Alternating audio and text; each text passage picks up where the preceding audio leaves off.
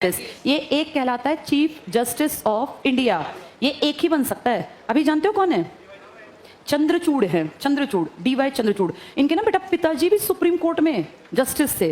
देखो बाप बेटा, पिताजी बहुत पहले जस्टिस थे, फिर वो एक्सपायर हो गए। बेटे ने भी पिता का प्रोफेशन अपनाया, लॉ पढ़ा, और आज बेटा उसी कुर्सी पर बैठा है जिस पे कई साल पहले पिताजी भी बैठे थे। तो चंद्रचूड़, इनके पिताजी का रिकॉर्ड था, पता है क्या? सबसे लंबे कार्यकाल वाले सुप्रीम कोर्ट के चीफ जस्टिस। लगभग 9 साल तक वो कुर्सी पर रहे थे। आज उन्हीं का बेटा तुम्हारे देश का चीफ जस्टिस है, डीवाई चंद्रचूड़।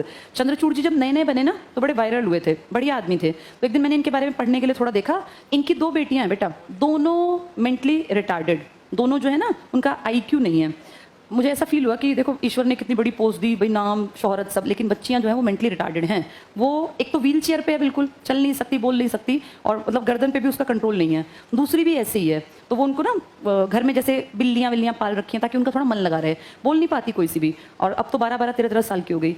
फिर मुझे ऐसा फील हुआ कि देखो ईश्वर जो है किसी को भी वो ना 100% सब कुछ सबको नहीं मिलता, कहीं ना कहीं किस्मत में कमी रहती है। लेकिन उसके पढ़ने के बाद जब मैंने डिटेल पढ़ी तो मेरे मन में उनकी इज्जत बढ़ गई। क्यों?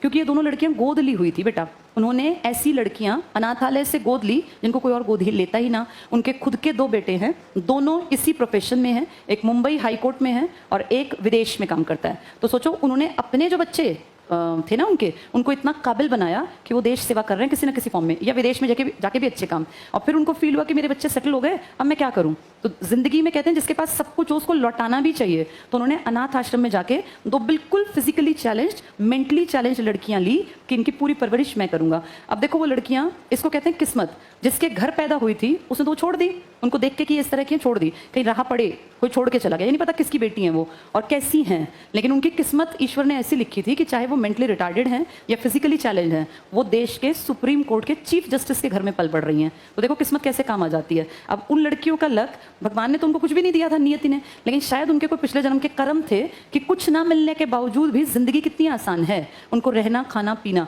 जो बेस्ट से बेस्ट कर सकते थे वही कर रहे होंगे चंद्रचूड़ सर।